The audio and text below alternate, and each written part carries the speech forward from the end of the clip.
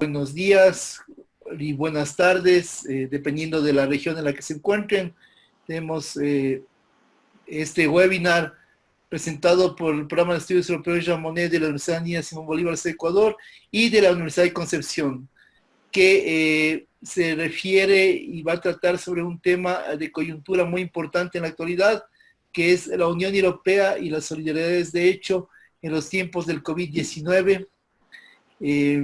Justamente la ilustración nos da una visión muy interesante de cuál es la lógica de la visión de la Unión Europea frente al tema del COVID, una lógica de coordinación probablemente, una lógica de interés común o de interés nacional. Entonces, las presentaciones estarán orientadas en esa dinámica y en ese esquema en el que justamente se desarrollan estas relaciones. Hemos invitado a una serie de académicos suramericanos y europeos que en primera instancia somos investigadores del proyecto Jean Monnet sobre relaciones entre la Unión Europea y América Latina, que se encuentra a cargo justamente del Programa de Estudios Europeos de la Universidad de Concepción en Chile y de la Comisión Europea en Bruselas. Nuestros invitados, a quienes tenemos el gusto de contar en esta mañana tarde en el evento, son Paulina Astroza, quien es directora del Programa de Estudios Europeos Jean Monnet de la Universidad de Concepción en Chile, Gianluca Gardini, quien es director de la Cátedra de Negocios Internacionales y Relaciones Unión Europea-América Latina en la Universidad Erlangen-Nuremberg de Alemania. Hola, buenos días o buenas tardes a todos y a todas. Millán Requena, quien es coordinador del módulo europeo de Jean Monnet sobre derechos de los migrantes, fronteras de la Unión Europea y seguridad interna, valores de la Unión Europea y desafíos globales de la Universidad de Alicante en España. Buenas tardes y buenos días también a todos. Yo estaré como al mismo tiempo jugando un doble rol entre el moderador y una especie de presentador comentarista, diría incluso, dentro de la estructura del programa, para no hacerlo tan cargado y también para dar paso a ustedes a sus preguntas y a sus intereses sobre los temas que vamos a tratar. En el momento en que yo haga mi presentación, Paulina Astroza tomará la moderación del evento. Les agradecemos mucho que sus preguntas las dirijan, sus preguntas, sus comentarios los dirijan a través del chat que se encuentra habilitado.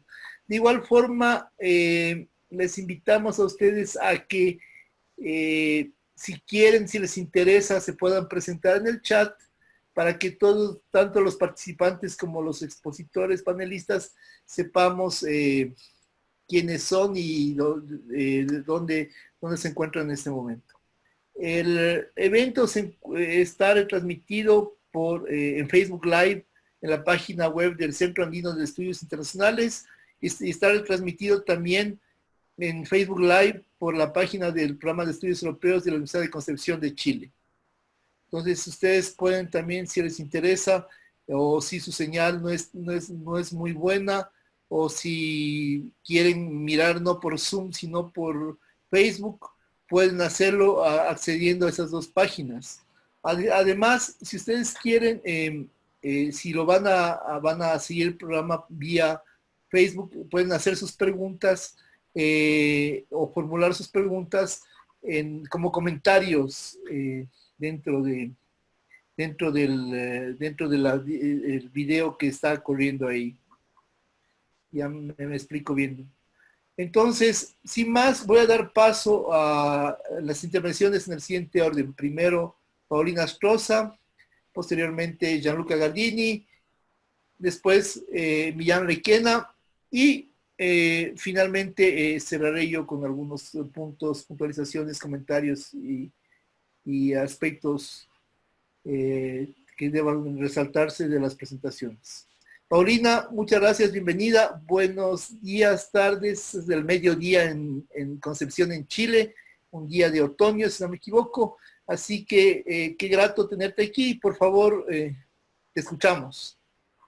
Muchas gracias, Michelle. Un gusto enorme el poder participar en este seminario y en especial junto a ti, junto a Gianluca y a Millán, donde si no hubiese sido por la pandemia, hace unos días atrás nos habríamos juntado en Suecia según nuestro proyecto, pero bueno, han sido parte de las secuelas de lo que estamos todos viviendo.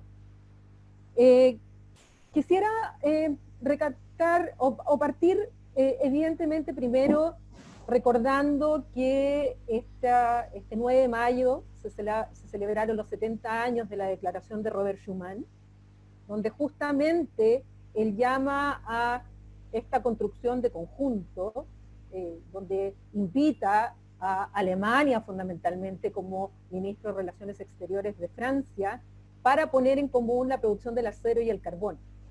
Pero el mensaje político, más allá del objetivo específico en materia sectorial de energía, el mensaje iba justamente a esta idea de unidad, el que él tenía muy claro que no se iba a hacer de una sola vez, que la Unión Europea no se iba a construir, o esta unidad europea post Segunda Guerra Mundial, más encima en el contexto geopolítico que se encontraba en aquellos años, no se iba a hacer de un día para otro. Se sabía también la resistencia, los intereses contrapuestos, pero al mismo tiempo, de una manera muy revolucionaria, tomando las ideas de Jean Monnet, plantean esto de esta idea de la Europa finalmente paso a paso a través de solidaridades de hecho, solidaridades concretas.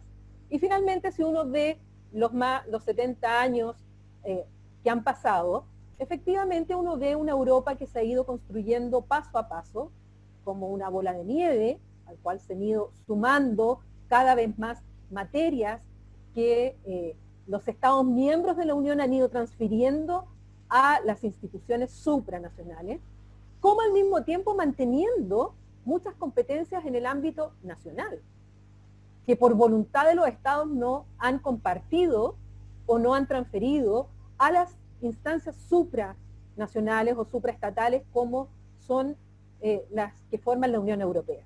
Y esto es muy importante para hacer el link con la actualidad, porque sobre todo en Europa ha habido mucha crítica por parte de algunos sectores a cómo la Unión Europea ha reaccionado o no reaccionado, o lo lento que ha sido en la gestión de la pandemia, sobre todo en los inicios, donde efectivamente uno observó los inicios de la gestión de la pandemia, distintas estrategias por los distintos estados, además con cierre de fronteras y con medidas que se iban adoptando en un contexto nacional no coordinado, pese a algunos discursos o llamados desde el presidente del Consejo Europeo, Charles Michel, o de la presidenta de la Comisión Europea, Ursula von der Leyen. Pero para eso hay que comprender que justamente aquellas materias que dicen relación con la reacción inmediata ante la pandemia, que es la materia de salud y materia de fronteras, la Unión Europea no tiene competencias para intervenir en ese tipo de decisiones. Esas competencias son competencias nacionales.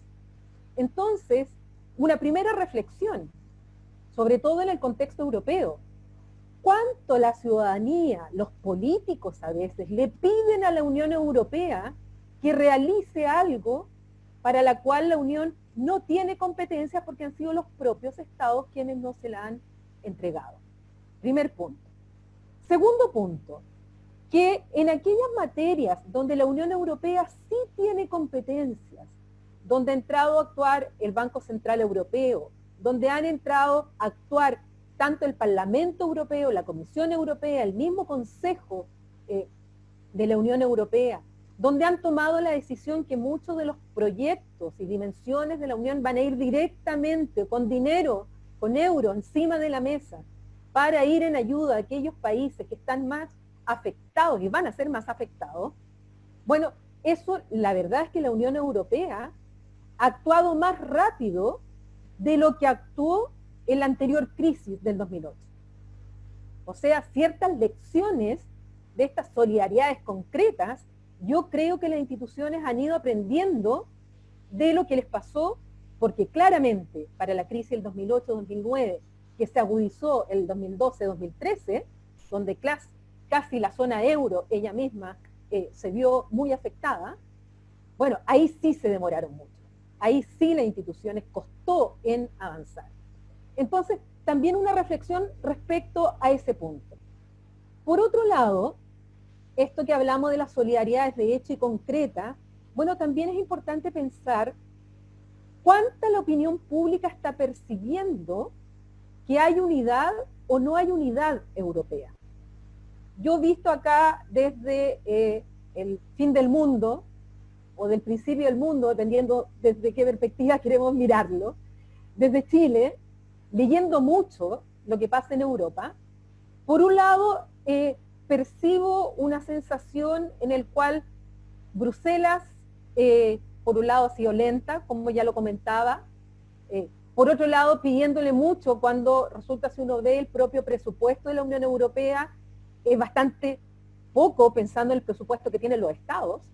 La Unión Europea en enero, antes que pensar en la pandemia, yo recuerdo que la gran discusión que había en ese momento era justamente cuánto iba a ser el presupuesto plurianual de la Unión Europea. Y había un debate ahí si era 1,1, 1,2, 1,3%, ciertos estados que estaban diciendo que no iban a poner más dinero, otros que decían que había que poner más dinero para todas las acciones que ejerce la Unión dentro de sus competencias, más aún pensando en que se había ido el Reino Unido, que era uno de los contribuyentes importantes al presupuesto. Bueno, esa era la discusión en aquel momento, y resulta que hoy día, tras el impacto enorme que ha tenido la pandemia en Europa, hoy día ya los estados tienen súper claro que al menos un 2% de presupuesto tendrán que negociar. Y el Parlamento Europeo, a su vez, está diciendo, ya lo había dicho en enero, lo ha vuelto a decir ahora, que si los estados, sobre todo aquellos que tienen mayor poder de poner dinero sobre la mesa, en esta unidad y solidaridad de hecho, solidaridad que es uno de los valores que ha estado entre los principios de los tratados constitutivos de la Unión, bueno, hoy día se está poniendo a prueba también, y por lo tanto se está diciendo, bueno, hoy, si no es ahora, ¿cuándo? Se habla de este plan Marshall para Europa. Escuchaba en una entrevista anterior al propio vocero del Parlamento Europeo decir que la cantidad de dinero que se está moviendo hoy día en Europa, a través de los distintos instrumentos que la Unión Europea ha ido aprobando paulatinamente, supera con creces lo que fue el plan Marshall en 1948. O sea que de verdad se está poniendo encima de la mesa una cantidad de dinero para enfrentar los efectos económicos, sociales y evidentemente políticos que en Europa ya tienen meridianamente claro, porque hay muchas incertezas y hay mucha inseguridad todavía desde muchos puntos de vista, que van a llegar y ya se están produciendo en Europa. Pero al mismo tiempo uno ve en la prensa a veces a las propias instituciones de la Unión en pugna, o al menos en choques, o uno ve a las instituciones en choque con los Estados miembros, o entre Estados miembros. Entonces a veces vemos esto que en la prensa habla de los estados frugales, por un lado, y que por otro lado a los estados que están pidiendo mayor ayuda, que están pidiendo más dinero, sobre todo con el tema de la mutualización de la deuda, y se ve ahí un cierto choque o roce que trasciende a la opinión pública. Por otro lado, vemos también al Parlamento Europeo que también le dice al Consejo de la Unión Europea, al Consejo Europeo, le dice también a la Comisión, bueno, si el presupuesto no cumple con las expectativas que necesitamos, nosotros lo vamos a rechazar, que es una de las atribuciones que tiene ahora el Parlamento Europeo. Vemos también ahí una cierta fricción. Vemos también que hoy día, tras una sentencia del Tribunal Constitucional alemán, hay un tema jurídico-político de dimensiones importantísimas hoy día. Yo no voy a entrar al detalle de esa sentencia porque además en el contenido también me supera por los temas que dicen relación con la parte económica y con el rol del Banco Central Europeo. Yo no soy economista, pero yo lo estoy pensando desde el punto de vista jurídico, desde el punto de vista político, de esta tensión que también se viene a sumar en relación a la primacía del derecho europeo por sobre el derecho nacional, con una sentencia del tribunal alemán, Tribunal Constitucional alemán, donde pone como preeminente respecto de una de las medidas adoptadas por el Banco Central Europeo a su constitución.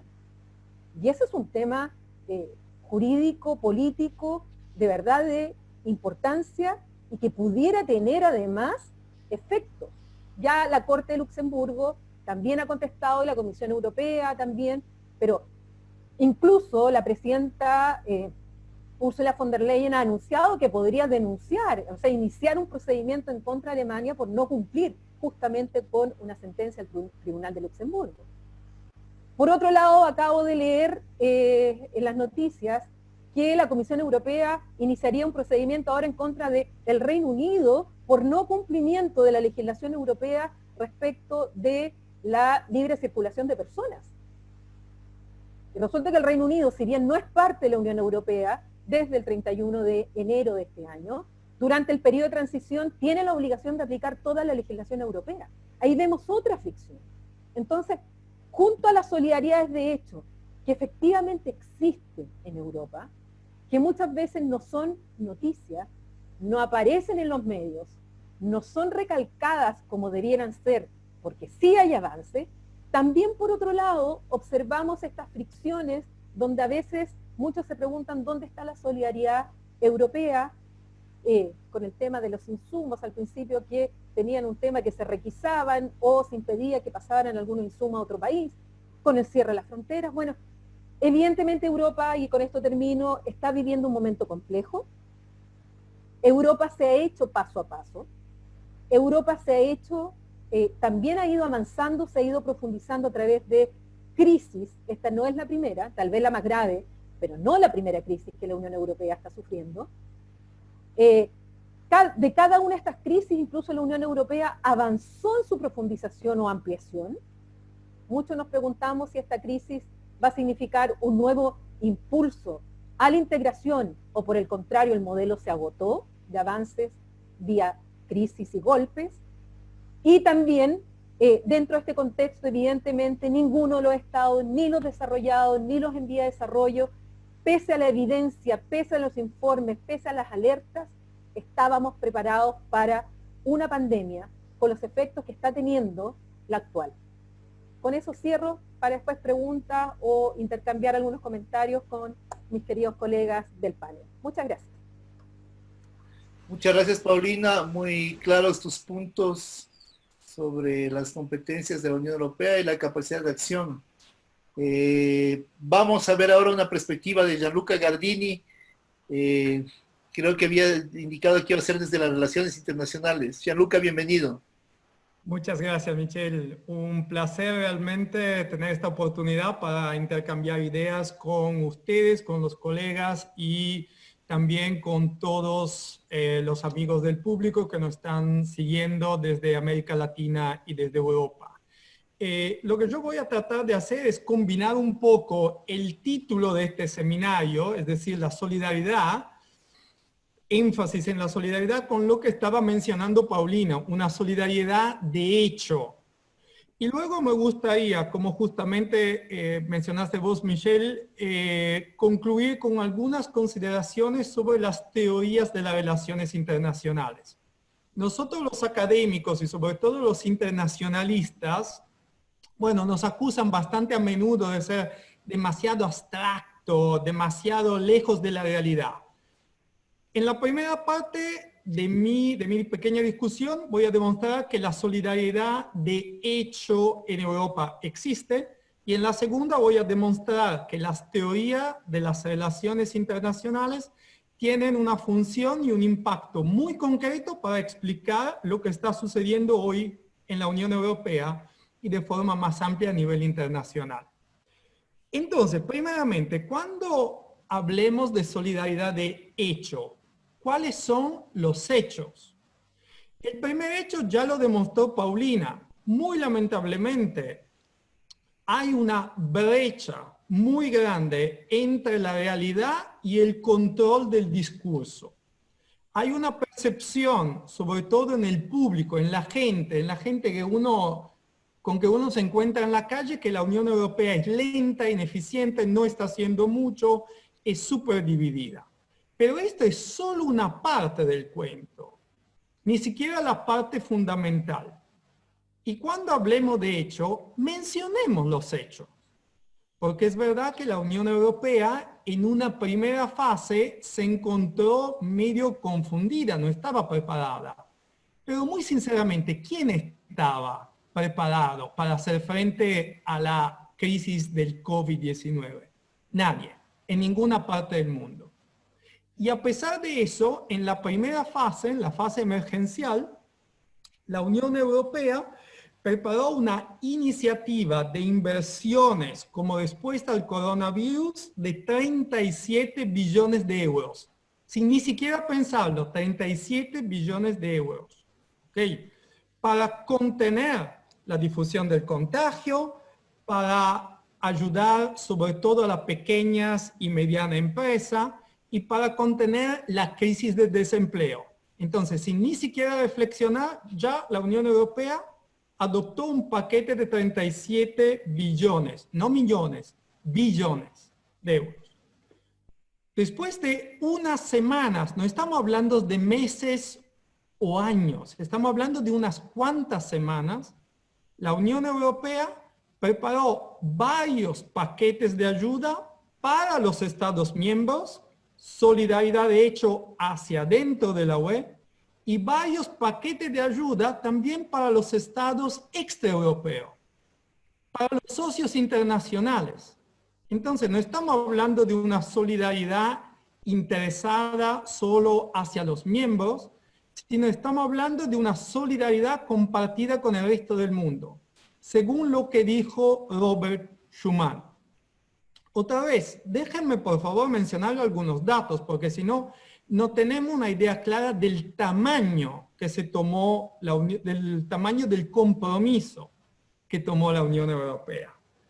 El programa SURE, seguro, son cientos billones de euros más para los Estados miembros en forma de préstamos con condiciones favorables. Entonces, condiciones que no son condiciones de mercado normales.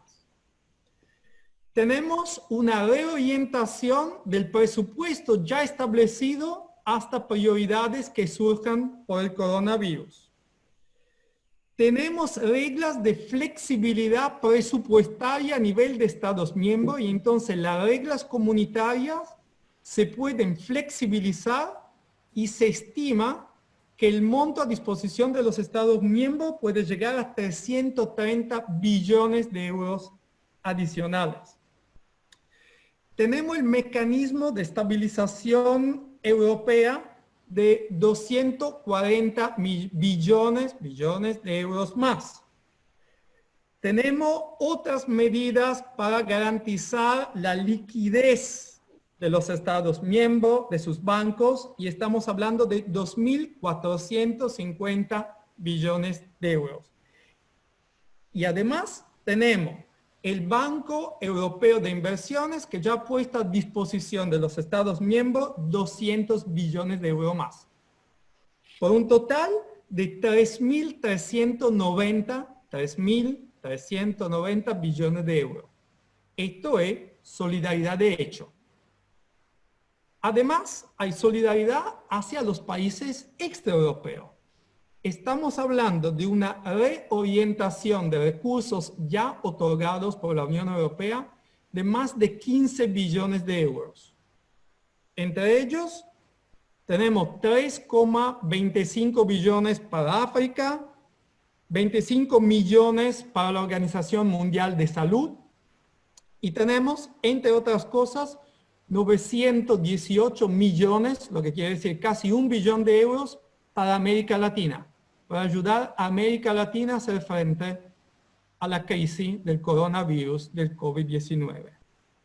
En total estamos hablando de más de 4.000 billones de euros.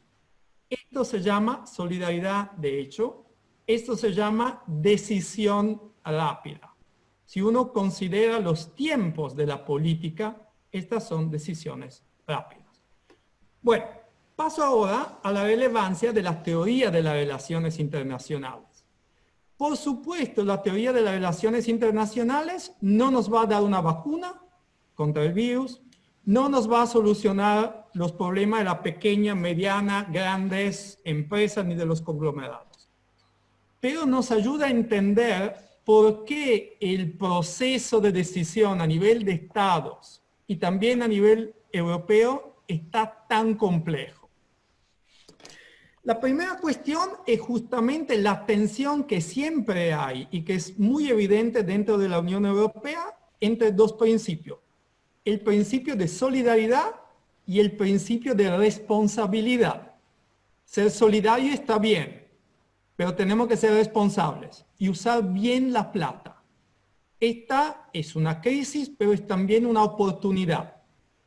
El carácter que los chinos usan para la palabra crisis es el mismo carácter, casi parecido al carácter que usan para la palabra oportunidad.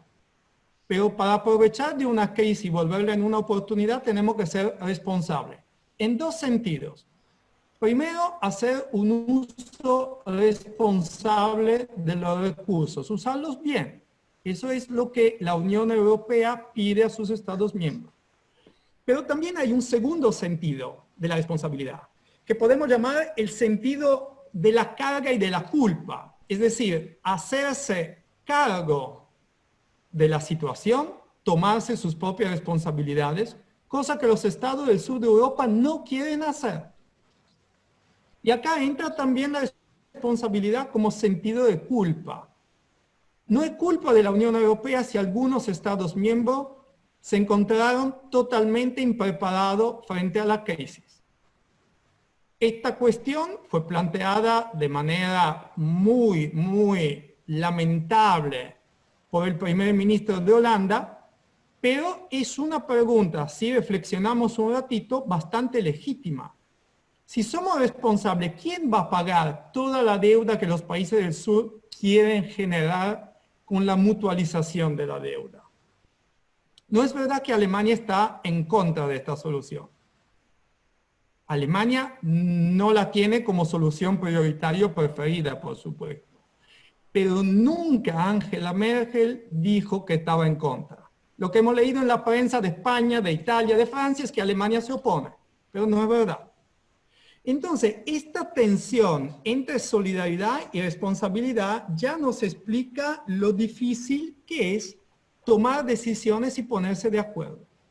Tenemos una segunda tensión que las relaciones internacionales han discutido de forma muy profunda, que la tensión entre comunitarismo y cosmopolitismo.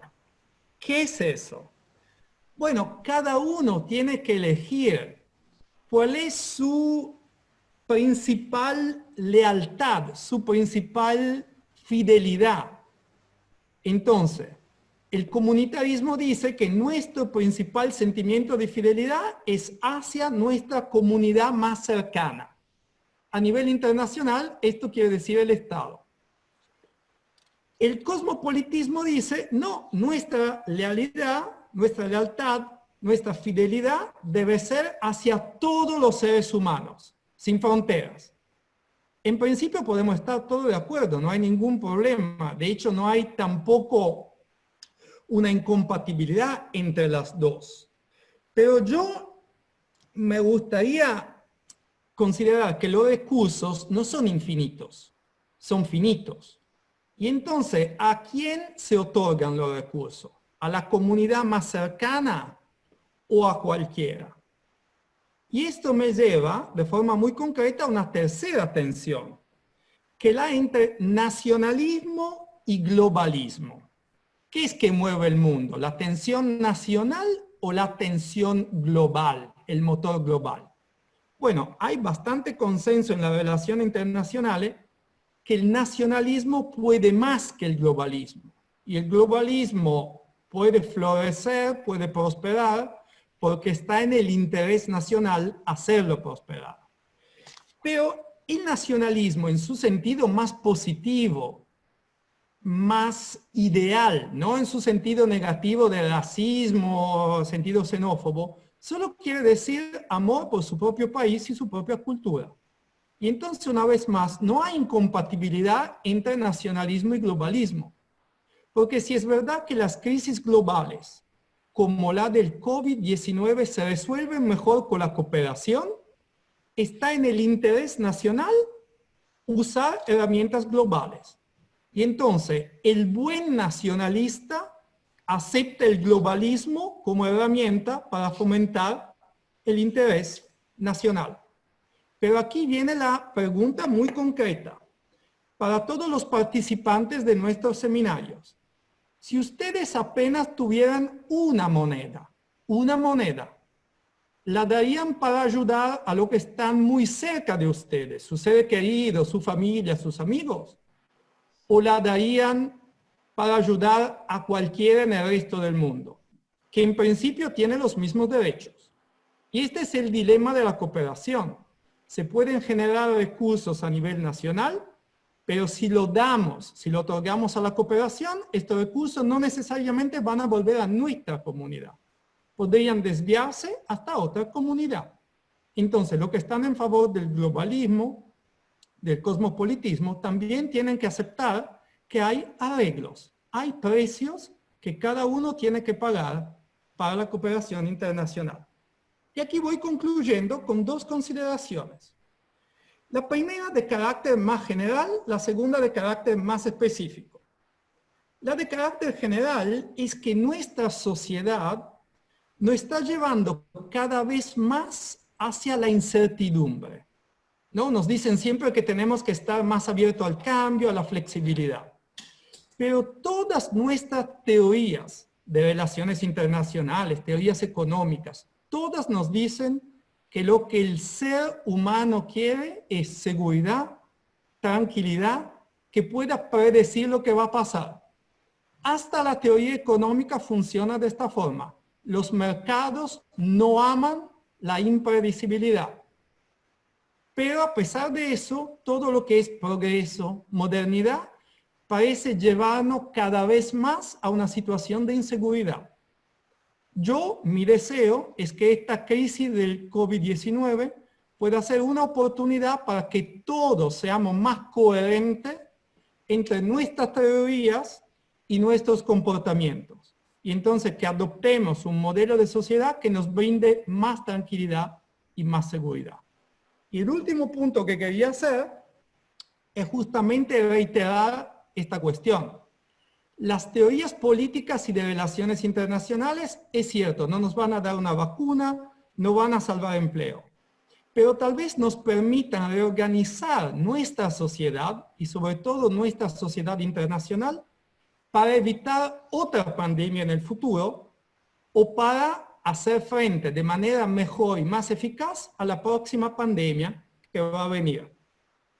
Concluyo con una pequeña publicidad. A comienzo de junio va a salir mi libro sobre el COVID-19 y las relaciones internacionales, que se llama justamente El mundo antes y después del COVID-19, que es un conjunto de reflexiones intelectuales sobre política, diplomacia y relaciones internacionales. Así que si le gustaron y le interesaron algunos de mis puntos, ahí van a encontrar más y espero recibir comentarios y preguntas por parte de todos ustedes. Muchas gracias. Muchas gracias, Gianluca Gardini, por la interesante presentación, muy estructurada, que nos deja varios elementos para entender el contexto y justamente el alcance que tiene esta visión de la solidaridad de hecho en primera instancia, y después de la capacidad de acción y el real contexto que tiene la Unión Europea en la estructura de las relaciones internacionales en esa interesante confrontación. Ahora doy paso a Millán Requena desde Alicante, España, parece ser un lindo día de primavera, que nos va a hablar sobre las solidaridades de hecho y la Unión Europea en función de la crisis del COVID-19. Bienvenido, Millán. Muchas gracias, Michel. Sí, un lindo día primaveral, pero lluvioso, ¿no? Que se agradece aquí. Hemos tenido lluvias, que no es algo, nada habitual, ¿no? en esta época del año y bueno, pues es gratificante, ¿no? Compartir con colegas que efectivamente, como ha dicho Paulina, nos teníamos que haber visto en Estocolmo, pero también ha afectado la pandemia al proyecto, ¿no? O a la finalización del proyecto. Espero que nos podamos reunir, ¿no? Cuando las circunstancias lo permitan, ¿no? Bien, efectivamente yo voy a hablar de algunas manifestaciones de esa solidaridad, de hecho, en algunos puntos que ya han tratado mis colegas, ¿no? En la manifestación económica, jurídica y también en relación con América Latina. Algún aspecto ya se ha apuntado aquí. Obviamente, hablar de la Unión Europea en momentos de crisis, pues como los que estamos atravesando, es sinónimo, pues desde muchos sectores, de la constante puesta en entredicho de la utilidad de la Unión Europea. ¿Dónde está Europa? Eso ya nos lo preguntábamos en la crisis económica y financiera del año 2008. Lo que ocurre es que, a diferencia del año 2008-2010, en el terreno de las narrativas han aparecido dos nuevos actores con una voluntad, pues efectivamente, de jugar su baza de cara a la imagen, ¿no? La opinión pública internacional. En la crisis de 2008 no estaba China, ¿verdad?, jugando un papel relevante, por lo menos de forma directa, y tampoco Rusia, ¿no? Es cierto que en el año 2008, pues, se decía, y quizás con cierta razón, que mientras la Unión Europea, las instituciones eran muy lentas en la toma de decisiones, era una crisis muy asimétrica, que no afectaba por igual a todos los estados. Mientras las instituciones eran lentas, pues los mercados tomaban decisiones en nanosegundos, ¿no? Y, por tanto, quizás uno de los aspectos, ¿no?, que se le pudo de alguna manera reprochar, si se quiere, a la Unión, fue la lentitud, ¿no?, en adoptar decisiones. Sin embargo, todo aquello, incluso la reforma del tratado de funcionamiento, a través del tratado de gobernabilidad y estabilidad, pues efectivamente nos ha servido ya para esta crisis, ¿no? De hecho, los medios, pues, nos mostraban al principio de la crisis imágenes en Italia, por ejemplo, de médicos cubanos, o de colaboración de militares rusos, incluso de material sanitario chino, ¿no? Es decir, mientras se señalaba, pues, la insolidaridad de la Unión Europea, pero esa imagen responde a la realidad, a los datos, a los hechos, pues efectivamente entiendo que no es así, ¿no? Sobre todo por varias consideraciones. En primer lugar, pues porque los tratados, obviamente, disponen que las competencias en materia de salud pública están en manos de los Estados miembros, están bajo la soberanía de los Estados miembros, y la Unión lo único que puede hacer es apoyar su acción, como lo ha hecho, pero nunca sustituirla, en ningún caso sustituirla. Es más, la armonización de disposiciones de salud pública está expresamente prohibida, ¿no? Por tanto, todas las decisiones en materia de confinamiento, servicios sanitarios, corresponden a los 27 Estados miembros, que han respondido con mayor o menor acierto en función del avance de la pandemia en sus respectivos territorios. A este respecto, pues a cada cual lo suyo, ¿no? Quien tiene la competencia, pues tiene la responsabilidad, ¿no? Y en muchos casos, a veces quienes critican a la Unión son precisamente los que se oponen a transferirle nuevas competencias. Quizás esto sea un paso, y yo estoy convencido que sí, de que en un futuro no muy cercano se va a replantear una transferencia de las competencias en materia de salud, ¿no?, a la Unión. Además, luego, tras el desconcierto inicial de febrero, marzo, ¿verdad?, pues lo cierto es que la Comisión y el Banco Central Europeo tomaron medidas contundentes en materias conexas con la crisis, donde la Unión sí que tiene capacidad de actuar, medidas extraordinarias, ¿no?, para apoyar la economía. El famoso programa del Banco Central Europeo de 750.000 millones, aquí la prensa le llama el bazooka, de los 750.000 millones para comprar la deuda pública emitida por los estados ante la parálisis de las economías, ¿no? Esto ha frenado en seco la escalada de las primas de riesgo de Italia y España, otros países, pero principalmente de Italia y de España, que se habría disparado en otras condiciones, ¿no? La Comisión ha adoptado iniciativas como las de los 37.000 millones la flexibilización de las normas sobre ayudas de Estado y por lo que se refiere a la disciplina fiscal del Pacto de Estabilidad y Crecimiento. Nos podemos endeudar mucho más, ¿no?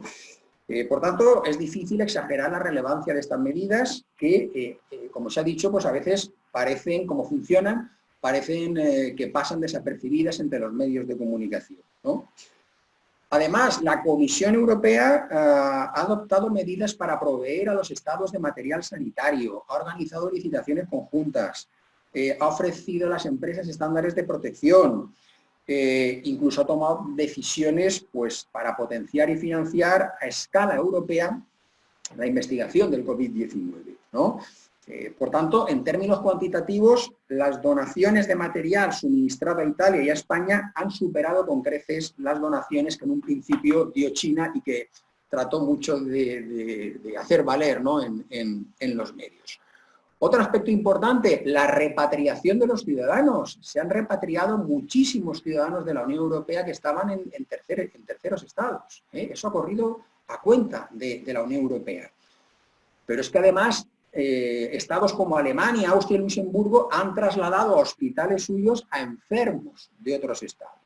Un aspecto ya humano, ¿no? De la solidaridad, de hecho. Otro tema clave de que se ha hablado mucho, ¿no? Sobre todo al principio, la posible mutualización de la deuda, ¿no? Bueno, pues efectivamente España, Italia, Francia y algún estado más reclamaban la necesidad de mutualizar la deuda, los famosos eurobonos o coronabonos, ¿no? Aquí, pues, esto es una vieja pretensión desde la primera crisis de los estados del sur, ¿verdad? De la misma manera que obtiene el rechazo de los partidarios de la ortodoxia fiscal, por así decirlo, Alemania y los Países Bajos, ¿no? Esto se ha utilizado de forma partidista, ¿no? Para crear, digamos, una división. Bueno, pues efectivamente hay que tener en cuenta que estos países también responden, ¿no? Que esas decisiones se toman en el seno del Consejo. El Consejo funciona como un método intergubernamental. Y esos países responden ante sus parlamentos y ante su opinión pública. Sí que es cierto que en este momento sí que hay razones para avanzar en políticas económicas y sociales, y especialmente en la unión fiscal, ¿no?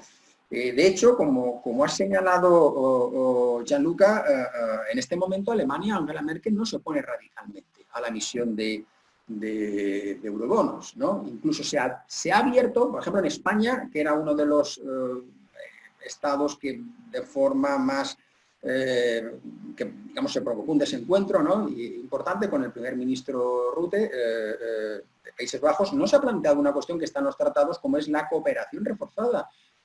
Como se ha hecho con la Fiscalía Europea, se ha creado una Fiscalía Europea por parte de un grupo de estados en el marco de la cooperación reforzada. Hacen falta 9, pero está abierta a que se sumen más. Se podría mutualizar la deuda como un primer paso en el marco de la cooperación reforzada. Y como también se va a hacer, por ejemplo, como el famoso impuesto sobre las transacciones financieras, la tasa Tobin, ¿no? Y aquí ya digo que Alemania no se opone radicalmente. Por tanto, bueno, pues además el Fondo de Garantía de Inversiones, el MEDE, que ya lo teníamos de la crisis anterior, ¿no?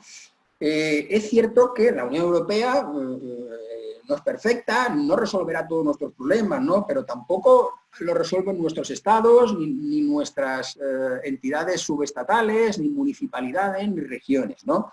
Incluso en mi propio país, en España, no podemos presumir de solidaridad interterritorial, precisamente ahora que estamos en fase de desescalada. Desde luego, lo que hay que combatir en el plano de las narrativas es que juzgar y a veces condenar 70 años de exitosa integración, es decir, un periodo único en la historia europea de la humanidad, donde efectivamente pues, gozamos de una paz y prosperidad impensable. Es decir, hasta la declaración, pensemos que hasta la creación de las comunidades, Francia y Alemania se habían declarado la guerra en 100 años 3 veces, por el carbón y el acero, ¿no? Por tanto, alentar el euroescepticismo, trasladando a la Unión, a Bruselas, culpas que no le corresponden, o decir que no ir hacia adelante con los eurobonos supone una insolidaridad, pues es desde luego una irresponsabilidad y una simplificación muy importante, ¿no? Otro aspecto que quería hacer referencia, efectivamente, es a la solidaridad también ad extra, ¿no? Por supuesto, la Unión Europea aquí sí que, ya lo ha dicho, lo ha apuntado Gianluca, también está dedicando un importante, ¿no? Pues un importante número de recursos para apoyar, ¿no? a terceros estados en función de su estrategia, ¿no? Y aquí sí que debe, a mi entender, tomar en cuenta América Latina, ¿no? Al menos en las decisiones geopolíticas que adopta. Bueno, de los 15.600 millones es cierto que tiene la Unión para destinar internacionalmente a apoyar la lucha contra el COVID-19, pues 918 van hacia América Latina. En el caso de América Latina, pues las necesidades pues ahora mismo son inmensas. Por ejemplo, una cuestión que yo veo comparativamente respecto a la Unión Europea es el cierre coordinado en el marco Schengen, la restauración coordinada de los controles fronterizos. Pensemos si cada Estado miembro abriera sus fronteras a su leal saber y entender en función del desarrollo de la pandemia, pues efectivamente podría provocar, ¿no? Pues un mayor número de contagios, ¿no? En función de sus necesidades nacionales. No va a ser así, ¿no? Si se va a llevar a cabo primero la restauración de los controles fronterizos y luego una progresiva pues, levantamiento de esos controles de manera coordinada. Mientras se ha restringido la libre circulación de personas, en cambio la libre circulación de mercancías que ha suministrado a toda la Unión Europea de productos básicos, ¿no? para el consumo, ¿verdad? Agrícolas, ganaderos, etcétera, pues ha funcionado perfectamente. Es otro aspecto a destacar. El tema de la coordinación de las fronteras pues es muy importante. Si lo comparamos con América Latina, donde las medidas varían mucho de un estado a otro, no es comparable las medidas o la ausencia de ellas que está adoptando Brasil con las de otros países que en un primer momento han adoptado un confinamiento, ¿no? Bastante severo. Brasil, por ejemplo, tiene frontera con casi todos los estados de Latinoamérica, no lo tiene con Chile y Perú, creo. Es decir, y las medidas que ha adoptado, efectivamente, o la ausencia de ellas, pues puede ser un foco, ¿no? de contagio. Esa coordinación que sí que tenemos en la Unión Europea, donde hay estados con un nivel de contagio superior, donde la pandemia ha afectado más, el caso de España o de Italia, ¿verdad?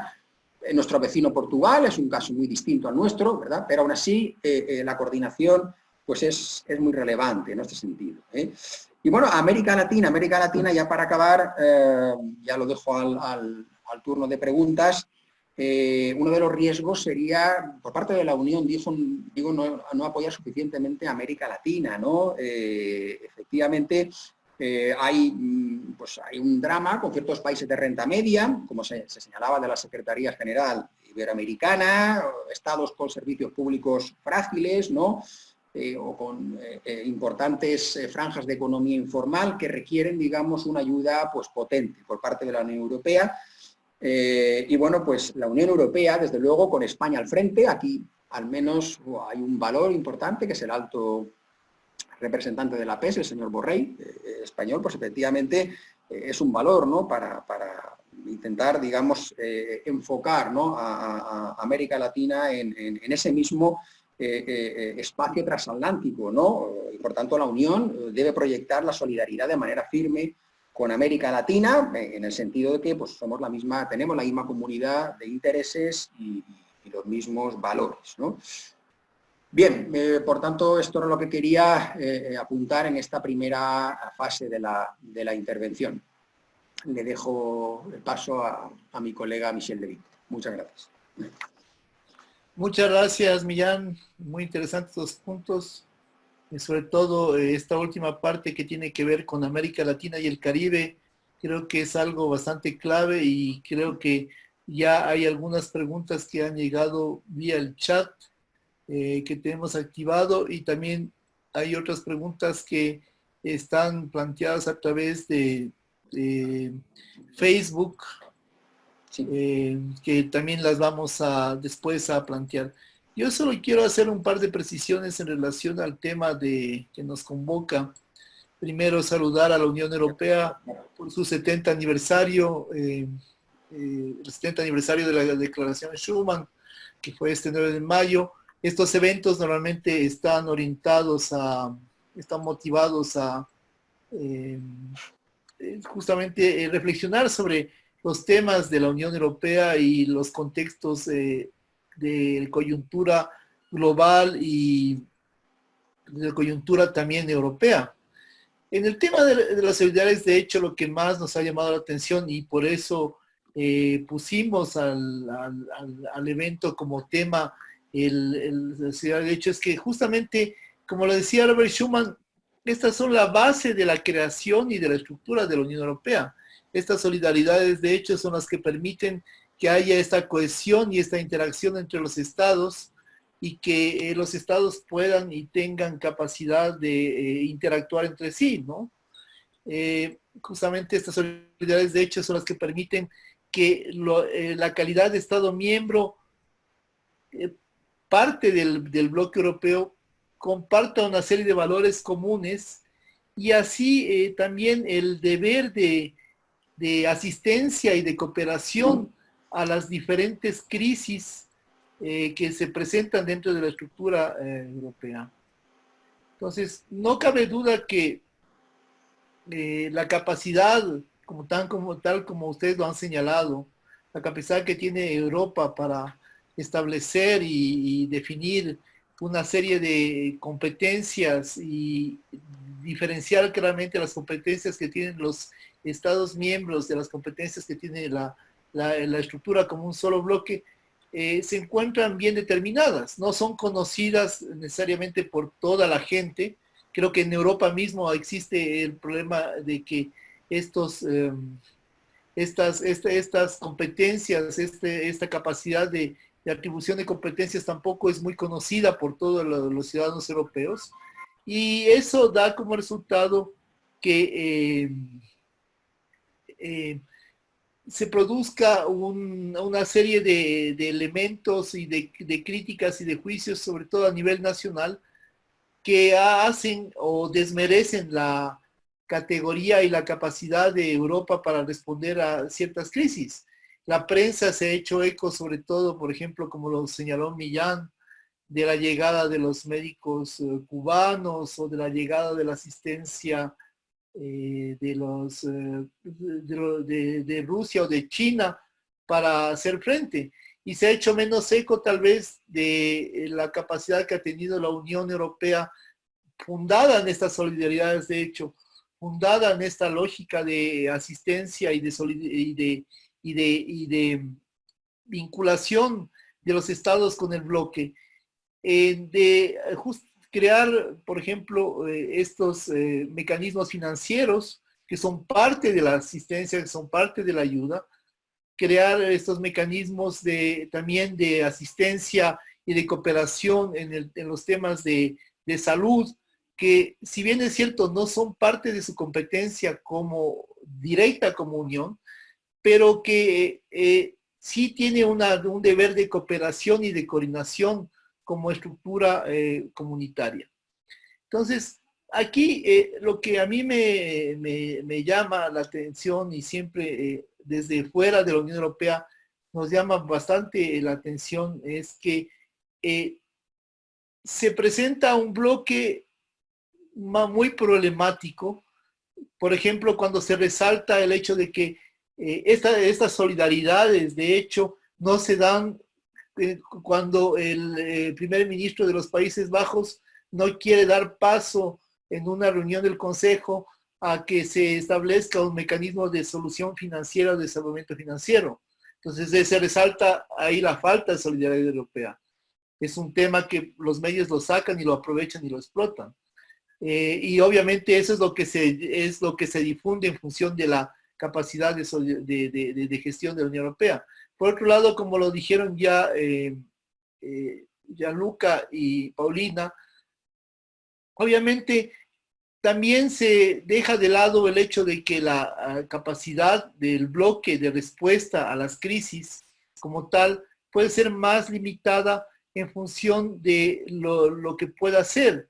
Es decir, el bloque como tal vez no tenga una visibilidad real en el momento preciso de la crisis, pero sí a lo largo de lo que se produce la crisis y sobre todo después de que la crisis ya ha hecho su efecto, tiene una capacidad de resolver y de establecer mecanismos que en base a estas solidaridades, de hecho, los Estados miembros van a poder responder con más capacidad, no solo nacional, sino comunitaria, a cualquier tipo de crisis, no solo crisis de salud, pueden ser crisis monetarias, crisis en la estructura de la agricultura, que son elementos en los que se refleja esta solidaridad de hecho.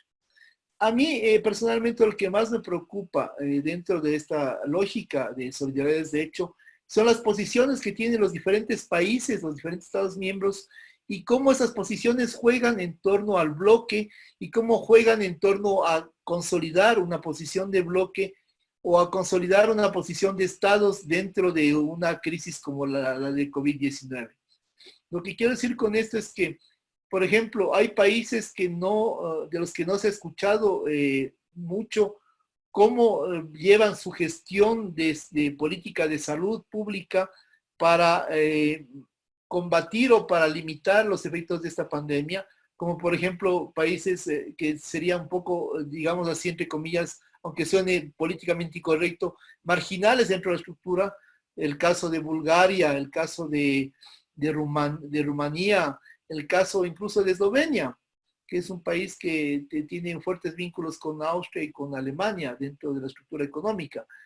No se conoce cómo manejan, cómo definen, cómo determinan las capacidades, pero sí se conoce, por ejemplo, mucho más el hecho de cómo Italia y España, que han estado en una crisis terrible a raíz de esta pandemia, una crisis que ha provocado también una seria afectación a su economía y a su política nacional. Se conoce mucho más cómo estos países han respondido o han tenido una capacidad más limitada de respuesta a la crisis. Entonces, en ese sentido, lo que quiero decir es que no hay el mismo peso de conocimiento en función de las diferentes acciones nacionales que se dan en el marco del bloque. Entonces, esto no nos permite tampoco valorar o no nos permitiría tener unos criterios claros para entender cómo el bloque y sus estados miembros están respondiendo necesariamente como una sola estructura al tema, desde la posición nacional, desde la política nacional de salud, o desde la política comunitaria que puede hacer frente tanto a través de medidas que tienen que ver con carácter económico o con carácter político o con carácter de cooperación. En ese sentido, obviamente los países disidentes tendrán también más visibilidad porque estos países van a justamente a buscar romper esa dinámica o esa lógica de bloque que tiene las políticas establecidas desde Bruselas para paliar o para establecer mecanismos que permitan controlar esta pandemia, esta crisis sanitaria, y en ese sentido se haga relación sobre todo a temas como la libertad de circulación, el cierre y gestión de fronteras, las grandes subvenciones que en este momento está dando, por ejemplo, algunos estados a empresas o estructuras económicas clave. Por ejemplo, los casos de las industrias aeronáuticas o de las empresas de aviación, que sin esa ayuda, seguramente, sin esa ayuda de Estado, seguramente no podrán o no podrían subsistir en el marco del desarrollo de la economía post-COVID-19, por poner un ejemplo. Entonces, estos esquemas nacionales y estos esquemas comunitarios, tal vez de los países que no tienen la capacidad o no tienen el interés dentro del bloque de generar estos mecanismos que permitan salir o saldar o sacar adelante la crisis, son más visibles y por lo tanto, o se hacen más visibles a través de mecanismos de promoción, de prensa, de gestión, y obviamente le pasan una cuenta al bloque en el sentido de que se considera no solidario porque tal país no ha recibido o porque tal país no ha tenido la capacidad de hacer o porque tal país no ha podido definir una política nacional en función de del problema que tiene que resolver. Entonces, lo que está claro es que hay un gran desconocimiento sobre la capacidad de acción de la Unión Europea como bloque de integración, frente a la capacidad que tienen los estados y a su propia responsabilidad como estados, tanto para los ciudadanos como para el bloque europeo. Entonces, esas condiciones, ese desconocimiento provoca que haya una serie de críticas y que no se consideren estas solidaridades de hecho. Lógicamente, el bloque va a tener que redefinir algunos aspectos en la política de salud, que es una competencia nacional, como ya lo dijeron Paulina, Gianluca, y lo ratificó Millán. Además, va a tener que definir una serie de políticas en torno a las ayudas de Estado y a las subvenciones a una serie de actores económicos que, sin lugar a dudas, ya son golpeados por la crisis, ya están golpeados por la crisis, y que sin la ayuda del Estado y sin la asistencia tal vez del bloque como tal, probablemente su capacidad de sobrevivencia sea mucho menor a la que podría ser si recibieran esas ayudas. Es decir, en tal caso, en esta estructura y en esta lógica de bloque y de Estado, lo que se le quiere es que haya una mayor participación del bloque y una mayor participación de los estados para asistir a las estructuras que tienen que ver con la gestión económica, con la gestión de la crisis y demás. Esos serían un poco mis planteamientos y mis reflexiones en torno a las solidaridades, de hecho, como una base de la estructura europea, y además al contexto de que Europa, como lo decía Paulina, que es una ferviente europeísta desde que le conozco más de 20 años, y que realmente está casada casi con la Unión Europea, y eso es genial porque ella tiene un conocimiento muy profundo de la estructura y de la lógica de Bruselas y de la lógica del bloque europeo sobre todo. Europa y la declaración Schuman definen con mucha solvencia y sencillez lo que es la estructura y el pensamiento de creación del bloque. Europa no se hará de un solo golpe, ni mediante una construcción global. Será a través de pasos concretos, creando primero una solidaridad de hecho. Estas palabras que pueden ser, tal vez, pueden sonar retóricas, son el base de toda la estructura de integración y son la base de cómo el bloque debe ser concebido. Primero, como un proceso que tiene altos y bajos y que tiene capacidades para responder y tiene capacidades para hacer, pero también donde los estados juegan un rol muy importante y donde los estados siguen siendo los que toman decisiones clave para poder salir y definir procesos, crisis y demás, donde hay una subsidiariedad y hay una solidaridad también entre estados que fortalecen el bloque y que además esos estados son parte del bloque y el bloque no tiene una vida propia sin los estados y sin los ciudadanos. Así que para concluir, no se puede decir que la integración tiene la respuesta a todos si los estados y los ciudadanos no la tienen, porque son los ciudadanos y los estados los que conforman el bloque y los que definen las capacidades. Ese es un poco mi punto en torno al tema que nos convoca. Ahora retomo, aunque no te dejé de decir nada, Paulina, para que me cortes, retomo la coordinación de la moderación y quiero dar paso, si les parece bien a ustedes, queridos colegas, a una serie de preguntas que se han planteado directamente ya en en el chat y por Facebook también.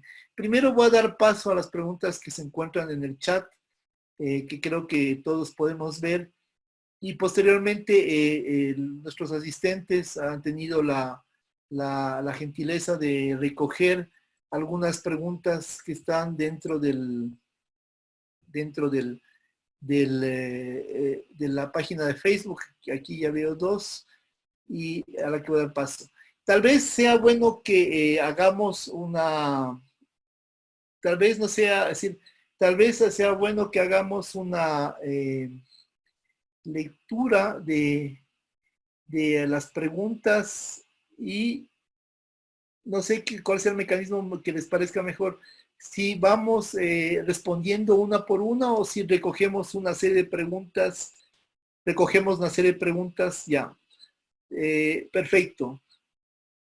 Primero, José Díaz pregunta, ante una situación como la actual, con el golpe de realidad ante amenazas como la presente pandemia y la insuficiencia de una organización internacional eficaz para un reto de esta envergadura, ni siquiera la OMS, ¿se pondrá en la agenda una ampliación de competencias en la Unión Europea en relación con una política sanitaria común?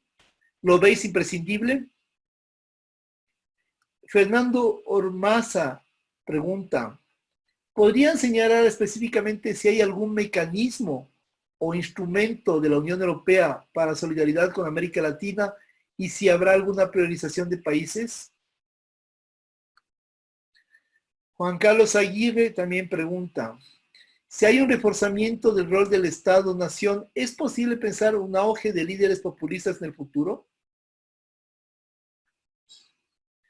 Carolina Chica, profesor Gardini, se habla de solidaridad, responsabilidad y comunitarismo como principios orientadores de acción, los cuales comparto. Pero en las Américas veo la militarización de fronteras, mensajes discriminatorios hacia migrantes, políticas discordantes. ¿Son dichos principios aplicables en nuestro contexto? ¿Es posible la solidaridad intra-latinoamericana cuando nuestros países parecen estar tan solo resistiendo social y económicamente a la crisis? Ana Paredes pregunta, ¿cuáles son los actores y agentes que consideran serán clave en la futura gestión de la recesión?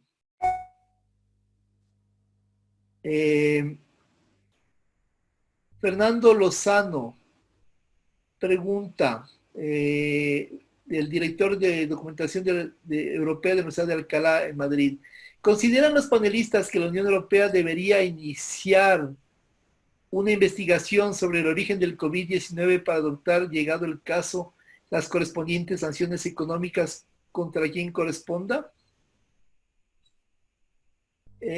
Bueno, tenemos una serie más de preguntas. No sé si leemos todas o comenzamos a responder ya este bloque. Empecemos con esta. Ya, entonces... Hay varios temas. Sí, hay varios temas ahí realmente. Hay una serie de temas. Entonces, comenzamos con estas y después hay unas pocas más que quedan ahí pendientes para una segunda ronda. Bueno, sus criterios, si quieren vamos, Paulina, contigo y seguimos con Gianluca, con Millán. A ver, las preguntas que van dirigidas, sobre todo hay unas a Gianluca, no voy a contestar esas, por supuesto. Perfecto. Y voy a aprovechar mi tiempo para contestar algunas otras que tal vez puedo aportar un poco más. Perfecto. Quiero partir con la primera, en relación a esto de la falta de una organización internacional o insuficiencia, el rol de la Organización Mundial de la Salud y como efecto rebote, si es que esta situación dentro de la Unión Europea podría implicar que competencias en materia de salud pudieran ser transferidas a la Unión por parte de los Estados miembros. Lo primero que yo quisiera recalcar es que yo observo en la actual pandemia una ausencia de liderazgo mundial de la gestión de la pandemia. Y yo creo que eso ha sido justamente uno de los problemas que se han venido, no solamente fue al inicio de la pandemia, sino que ha seguido durante todo este tiempo, porque la verdad es que si nos remontamos solo al periodo posguerra, cuando han habido grandes desafíos o grandes amenazas, de distinto tipo, claramente quien ha llevado el liderazgo de convocar a países, ya sea a través de las Naciones Unidas o fuera de ellas, han sido los Estados Unidos. Y lo que nosotros estamos observando en la gestión de esta pandemia es justamente el antirrol de los Estados Unidos como líder global mundial de cooperación y multilateralismo. Al contrario, el presidente de los Estados Unidos lo que está haciendo es justamente todo lo contrario, un repliegue, cumpliendo con una promesa de campaña y de lo que ha sido una característica de su gestión durante estos años, y en que no solo ha atacado a la organización, a la ONU, no solamente ahora, sino que también antes, en que ha anunciado, pese a que por más de 15 oportunidades alabó la gestión inicial de China, resulta que después se pega un giro y empieza a hablar del virus chino, y además anuncia la suspensión de su contribución a la Organización Mundial de la Salud, que es el mayor contribuyente, y evidentemente refuerza la tensión que ya venía. Por lo tanto, la pandemia lo que hace es reforzar una tensión entre Estados Unidos y China, y ahora ya derechamente, incluso con algunos anuncios que hay, que Estados Unidos pretende iniciar dentro de los Estados Unidos una investigación para demandar a China y pedirle que indemnice los daños causados, y ahí tiene un tema jurídico interno de inmunidad de jurisdicción, entre otros. ¿Por qué digo todo esto? Porque efectivamente nosotros vemos también que la propia Organización de las Naciones Unidas se ha visto limitada para liderar mundialmente esto. Porque evidentemente si el mayor contribuyente y tan importante como los Estados Unidos está torpedeando incluso económicamente, Antonio Guterres, pese a todos sus esfuerzos, se ha visto limitado para poder llevar una acción multilateral con fuerza que aúne a todos los estados de la comunidad internacional. Por otro lado, la Organización Mundial de la Salud, es cierto que es una institución a la cual hoy día se le critica, sobre todo por el inicio de la pandemia, que algunos sostienen que por qué se demoró tanto en declarar la pandemia, en un informe que le habría llegado a Taiwán y que no habría hecho caso respecto a que habían casos de neumonía típica en Wuhan, y que lo habría tomado en consideración, y eso efectivamente el presidente de los Estados Unidos primero, pero países europeos también después, como Francia, como el propio Reino Unido, Angela Merkel de una manera más diplomática como ella es, también están diciendo, bueno, China hoy día lo que tiene que hacer es una investigación, tiene que dar más pruebas de qué es lo que pasó en el origen. Entonces, pero la Organización Mundial de la Salud, al mismo tiempo, es necesaria. La Organización Mundial de la Salud llega a aquellos lugares donde efectivamente los estados no tienen la capacidad para poder enfrentar pandemias o enfermedades como esta. Al mismo tiempo que el presidente de los Estados Unidos anunció que iba a disminuir su aporte, bueno, inmediatamente el segundo contribuyente de la OMS, que no es un estado, es una fundación, es la fundación de Melinda y Bill Gates, anunciaron de que ellos iban a aumentar su contribución. Y otros estados también anunciaron que la van a aumentar, incluyendo a la Unión Europea. ¿Por qué es necesaria? Porque es justamente una instancia que habrá que reformarla, habrá que repensarla, habrá que ver en qué fallaron en algunos temas, pero que es absolutamente necesaria, sobre todo para los países más pobres y a los cuales su propio Estado no tienen la capacidad de gestionar ningún tipo, ni esta gran pandemia, ni enfermedades u otros desafíos de este tipo. Y frente a esto, es una posibilidad, efectivamente, como lo planteó Millán, que la Unión Europea, dentro de esta reflexión post-pandemia que van a tener que tener, es que se piense que tal vez ante desafíos que van a seguir viniendo, porque eso dicen los informes, y ya lo decían los informes de la propia OMS, que este tipo de amenazas del punto de vista sanitario, esta pandemia, pero por sobre todo la gran amenaza que tenemos, que son los efectos negativos del cambio climático, se requiere una acción de cooperación entre los estados. Solos no la van a poder hacer. Entonces, probablemente ahí haya justamente un deseo de transferir o compartir, a lo mejor no transferir totalmente, sino que sean competencias compartidas con la Unión, para que justamente, como decía Gianluca, se tenga una reacción más rápida cuando venga una nueva pandemia o un nuevo desafío o claramente el cambio climático. Así que yo me quedo con esa, un poco respondiendo a esa pregunta. Gracias, Paulina. Gianluca Gardini. Gracias. Me parece que hay realmente muchas preguntas, muchos temas muy interesantes. Trato de agruparlo en 3 grandes áreas. Me parece que la primera es el gran interés que está suscitando América Latina, ¿no? Muchos de los participantes preguntan sobre América Latina. Me acuerdo de una pregunta sobre si hay un mecanismo específico de la UE para América Latina. No, todavía un mecanismo específico no, pero hay una línea presupuestaria específica para América Latina.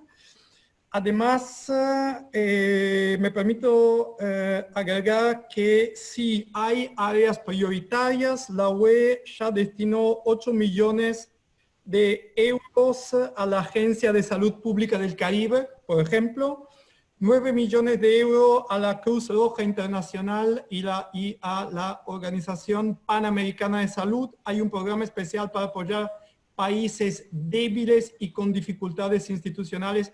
El caso en este momento es Bolivia. Bolivia es país prioritario de esta ayuda COVID-19 de la UE hacia América Latina.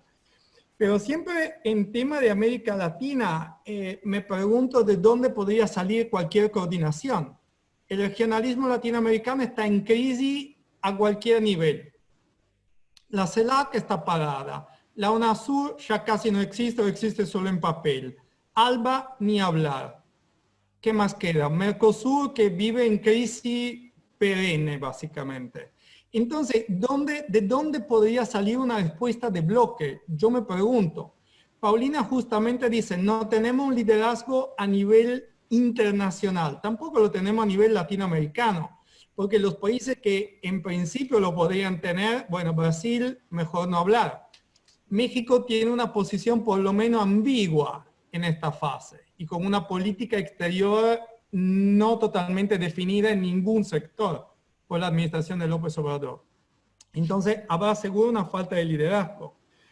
Además, si hablamos de solidaridad, bueno, esta gran hermandad latinoamericana, muy linda en el discurso, mucho menos en los hechos, para quitarle un poco de gravedad a toda la discusión. Pero váyase a YouTube y miren una canción de un grupo uruguayo que se llama Cuarteto de Nos, y el título de la canción es No somos latinos, sobre las divisiones que existen entre países latinoamericanos. Eso es como una canción, le explica que una respuesta unitaria de América Latina va a ser muy complicada, porque no hay un espacio común cultural sólido, esto es cierto, a pesar de todo el discurso, y no hay un espacio institucional donde coordinar una respuesta única.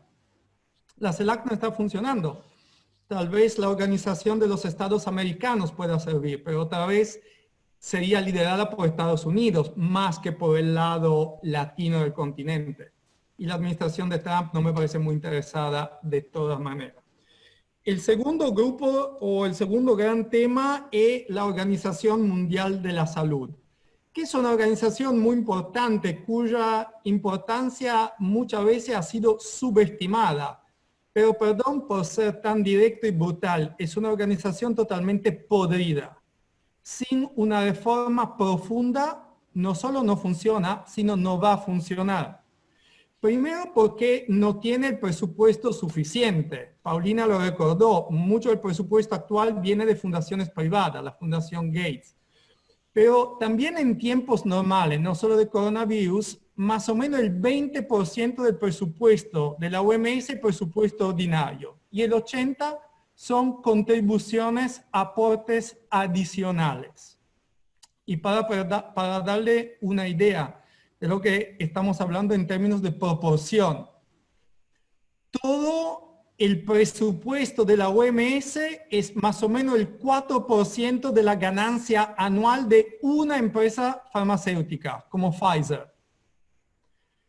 Todo el presupuesto anual de la OMS corresponde más o menos al 10% de lo que el sector farmacéutico gasta en publicidad. Y en este momento, un cuarto de todos los recursos de la OMS vienen de dos fuentes: la Fundación Gates y Estados Unidos. Y entre otras cosas, poca gente lo sabe, pero la administración de Trump, hasta que Trump decidió terminar los aportes de Estados Unidos a la organización, de hecho la administración de Trump pagó a la OMS más que la administración de Obama. Así que hay varias cosas que no funcionan.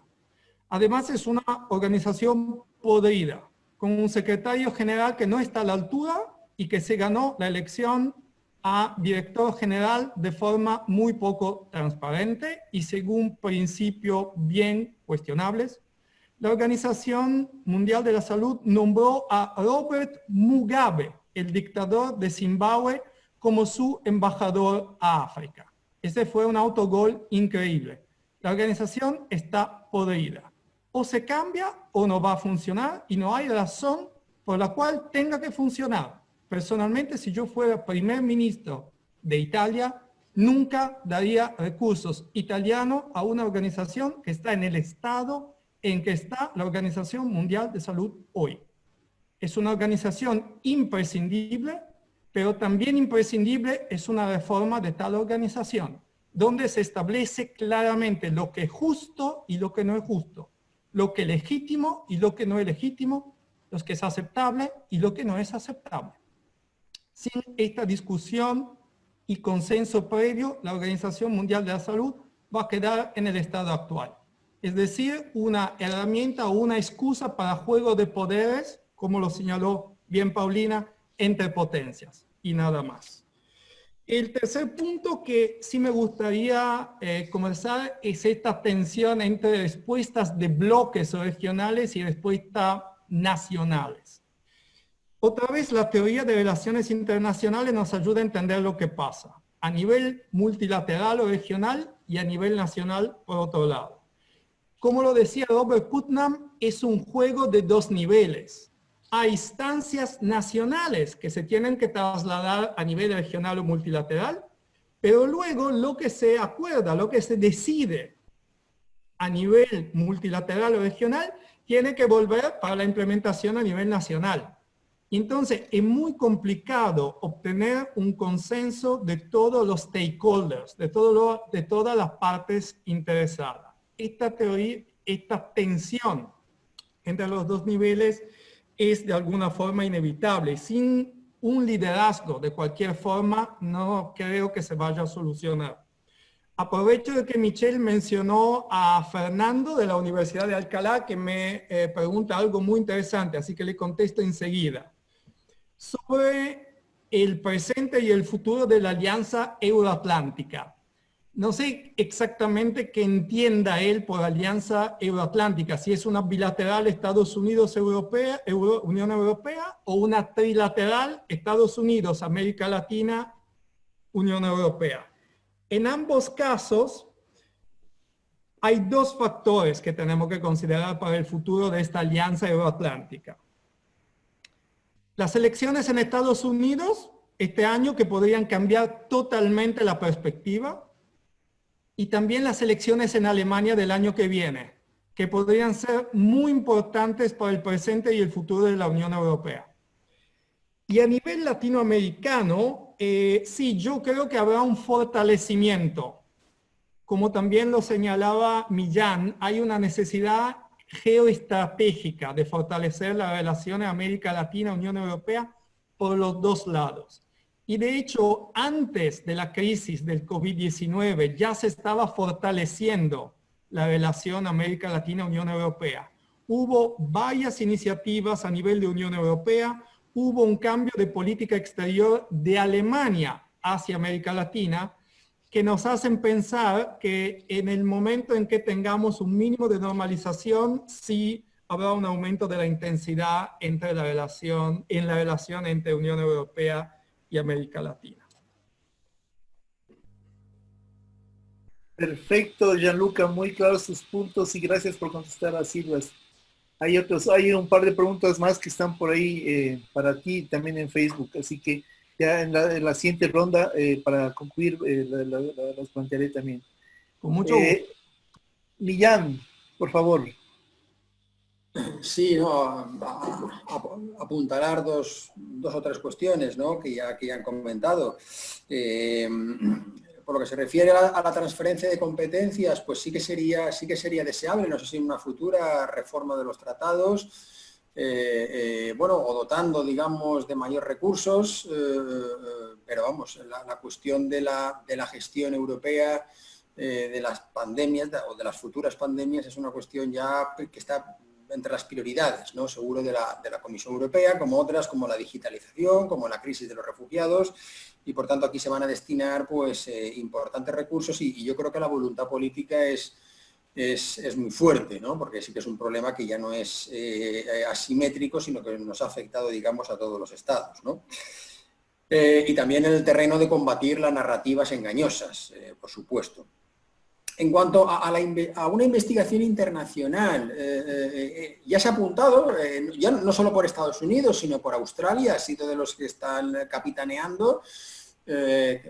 Australia tampoco no es un estado muy sospechoso, ¿verdad? Es una democracia también muy consolidada y es de los estados que ha planteado una investigación internacional, lógicamente mirando a China. Se ha sumado obviamente Estados Unidos, algunos estados del mundo anglosajón, Reino Unido y estados de la Unión Europea, Francia y Alemania, ¿no?, por lo menos de manera individualizada. No sé en qué lugar quedaría la OMS, porque la imagen pública internacional de la OMS ha quedado bastante dañada y devaluada y no sin razón, ¿verdad? Sobre todo por lo que se refiere a la dirección de la OMS, ¿no? La OMS es una organización internacional, obviamente la componen funcionarios y agentes, pero en cuanto a los órganos directivos y su director general, pues la verdad que ha adolecido de total transparencia, ¿no?, desde los primeros brotes, ¿no?, de esta crisis. Bueno, es cierto, a la hora de adoptar represalias, es cierto que el derecho internacional sí que establece una obligación de diligencia debida, eso está bien consolidado en la práctica arbitral, en la práctica judicial. Es decir, un Estado tiene que utilizar su territorio de tal manera que no se perjudique, ¿no?, a terceros Estados. Y por tanto de ahí se puede efectivamente deducir, ¿no?, y atribuir responsabilidad internacional y la obligación de reparar. Otra cosa es dónde se lleva a cabo la investigación. Yo no sé si China estará muy por la labor de dejar entrar en su territorio un equipo internacional, sea o no dirigido o que esté por la OMS o con integrantes de la OMS y otros estados, ¿no? Pero desde luego cuando la pandemia, pues esperemos que lo más pronto que tarde, pues empiece a remitir y estemos ya en otra fase de crisis económica y adoptando otro tipo de medidas, pues seguramente esto se va a plantear con más insistencia, ¿no? Por los daños económicos y efectivamente para evitar, ¿no?, futuras pandemias sanitarias de origen de mutación animal, ¿no?, sabiendo dónde efectivamente estaba el foco de la pandemia. Y bueno, en cuanto a América Latina, es cierto que bueno, la Unión Europea no aparte de líneas de crédito pues muy beneficiosas, pues trata a América Latina como un socio comercial, por lo general, ¿no? Es así. Incluso, bueno, pues durante este periodo han pasado, durante esta batalla, ¿no?, pues dos noticias recientes han pasado casi desapercibidas. Argentina, por ejemplo, ha anunciado la retirada parcial del Mercosur porque se va a centrar, dice, en la lucha contra la pandemia. Obviamente no afecta al acuerdo de libre comercio con la Unión Europea, que de momento está paralizado por la falta de ratificación de los parlamentos de los países especialmente hay un problema con Argentina, con el gobierno argentino en este momento. Y por ejemplo, también se ha adoptado entre México y la Unión Europea la culminación de las negociaciones de un nuevo acuerdo comercial, ¿no?, que está también pendiente de ratificación. En ese momento, en otro momento este anuncio hubiera sido un hito, ¿no?, en el libre comercio del cual la Unión Europea es uno de los adalides, ¿no?, evidentemente, y un refuerzo considerable de las relaciones entre Europa y América Latina. Lo que ocurre que ha quedado pues oscurecido por la pandemia, ¿no? Lo que sí que se está apuntando por el representante de la política exterior y de seguridad común, ya se lo he oído un par de veces al señor Borrell, es por impulsar, teniendo en cuenta América Latina y la sensibilidad especial que España, y es una suerte que esté Borrell ahí, una respuesta multilateral, más robusta, digamos, que permita a América Latina acceder a financiación urgente, porque esa solidaridad de hecho que sí que tenemos los europeos, ¿verdad? Con el Banco Central Europeo, la Comisión Europea, pues esa institucionalidad eficaz, pues no la tiene América Latina. En ese sentido, sí que se ha apuntado que puedan acceder a líneas de crédito y a financiación urgente en el marco del G20 o en el marco del Fondo Monetario Internacional. Ahí sí que está presionando, digamos, o apoyando esa línea el alto representante de la política exterior y de seguridad común, ¿verdad? Bien, esos aspectos quería señalar. Muchas gracias, Millán. Voy a dar paso a 2 o 3 preguntas más que nos hacen falta aquí, que están planteadas en el chat y unas que están planteadas en Facebook. Todas son muy importantes.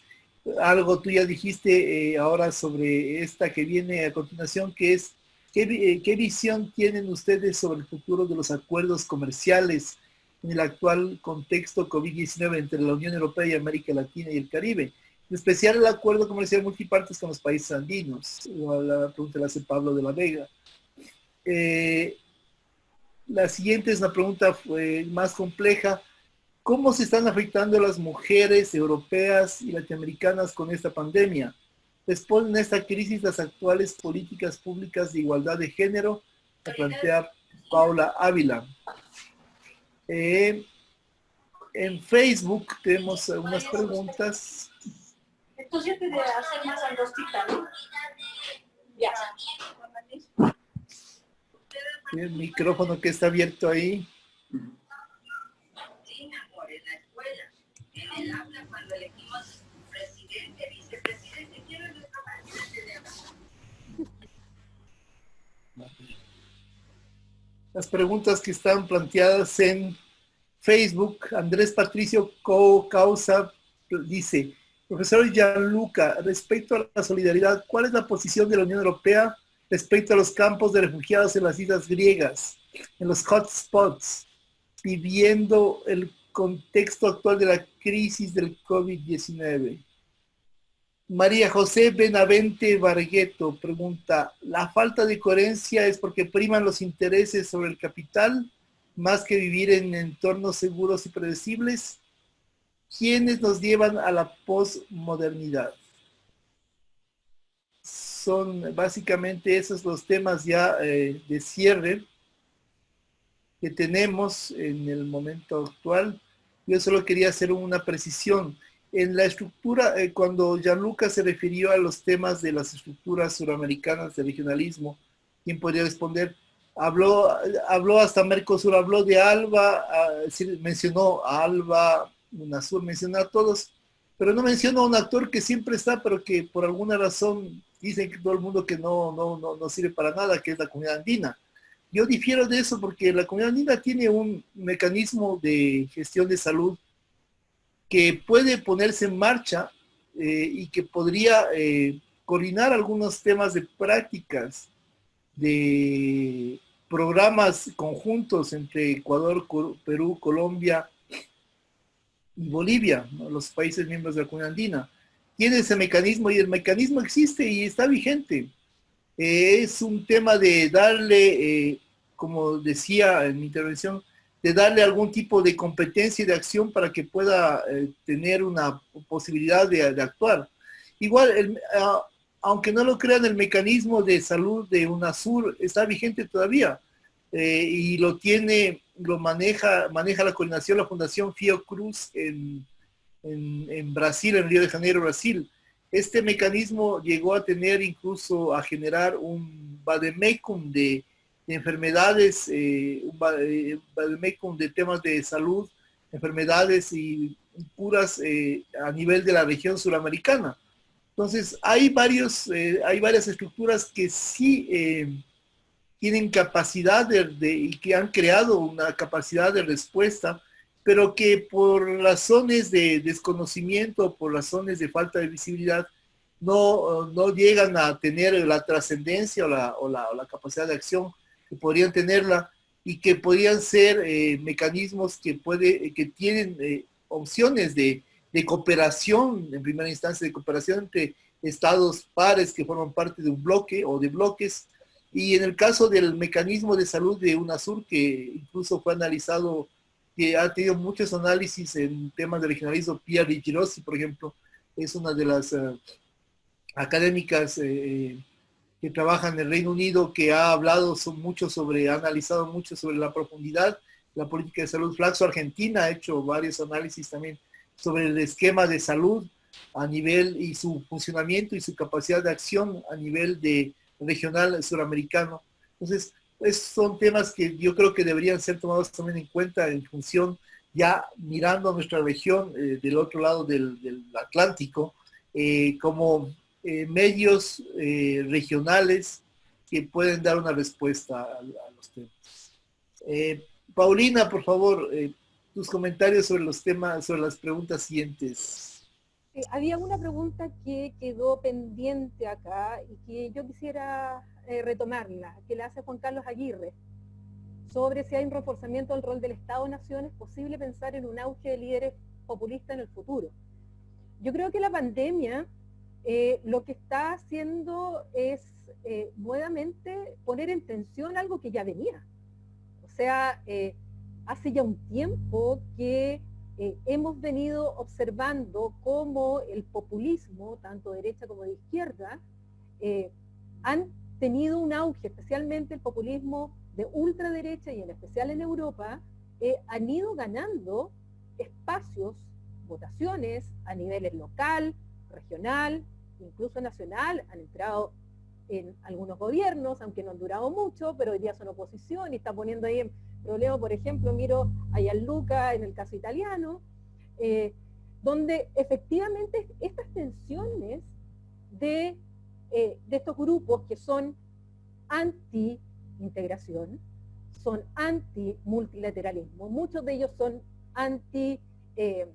bueno, obviamente son antiglobalismo, y justamente ponen en tensión esta idea de una élite corrupta frente a un pueblo virtuoso y donde manejan ese discurso.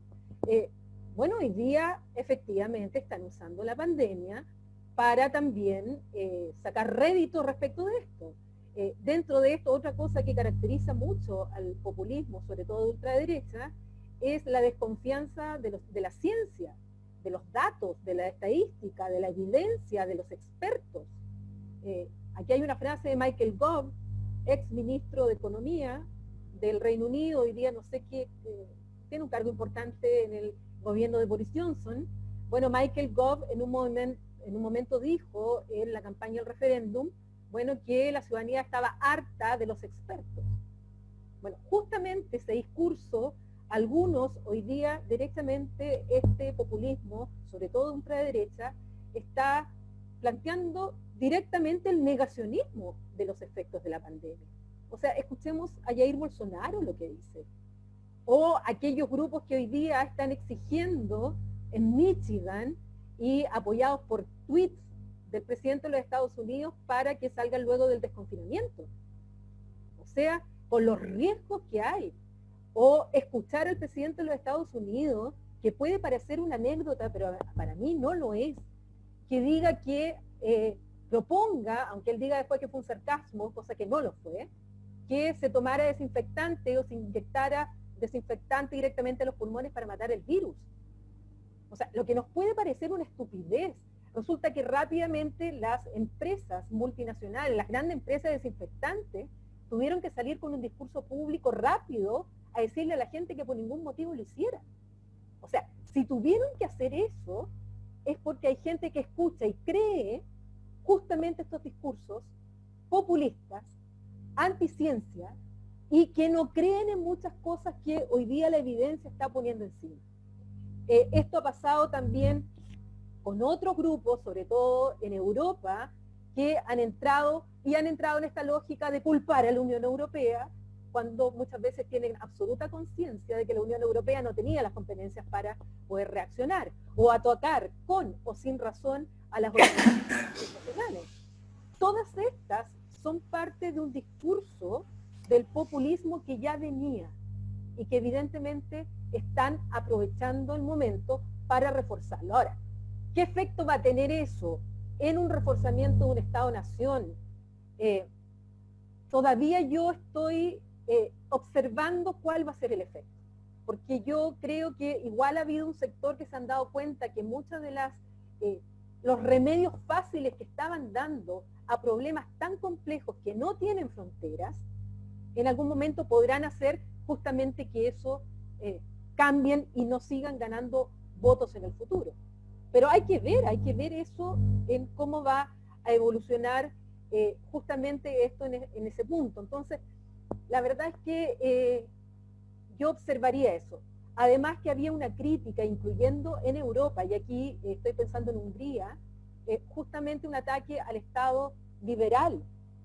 Entonces, y Víctor Orbán lo ha dicho con todas sus letras, que él prefiere un Estado iliberal. Y las medidas que ha adoptado lo ha puesto también en pugna con la propia Unión Europea, que ha iniciado procedimientos al interior, tanto en el caso de Hungría como en el caso de Polonia, donde entran en disputa también con ciertos valores democráticos fundantes de la propia integración. El tema está complejo y evidentemente los grupos, el populismo, sobre todo de la ultraderecha, está aprovechando también esta pandemia para lograr sus propios réditos políticos. Si va a ser, en definitiva, le va a traer esos réditos o no, tengo mis dudas. Yo creo que hay que observar las próximas elecciones. Gianluca hablaba de la próxima elección en Alemania. Bueno, la verdad es que Angela Merkel y su partido, la CDU, con la Unión Social Cristiana, hoy día han subido en las encuestas a un 40% en la última. Muchos daban ya políticamente por muerta a Angela Merkel, y Angela Merkel con un alto apoyo interno en Alemania, justamente por su gestión de la crisis. Lo que no veo paralelamente es una bajada de Alternativa para Alemania. Lo veo constante en un 14-15%, si no me equivoco, Gianluca.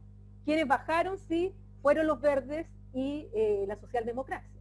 Entonces, bueno, veamos cómo en cada uno de los países se va comportando esto para responder a Juan Carlos. Yo solamente quería agregar respecto a los acuerdos América Latina y el Caribe, Unión Europea, que ya lo dijo Millán, el acuerdo de modernización con México ya se cerraron las negociaciones y está en etapa de ratificación. El acuerdo de modernización con Chile, estamos en negociaciones. No somos un país complicado para esto, lo más probable es que avancemos rápido en este acuerdo de modernización. No veo ahí que haya mayores obstáculos para esto. Sí veo absolutamente complicado que entre en vigencia el acuerdo con Mercosur, no solamente por lo que tú señalas del Parlamento en Argentina, sino que también porque las voces salieron muy rápido luego de anunciado el acuerdo por parte de la Comisión Europea.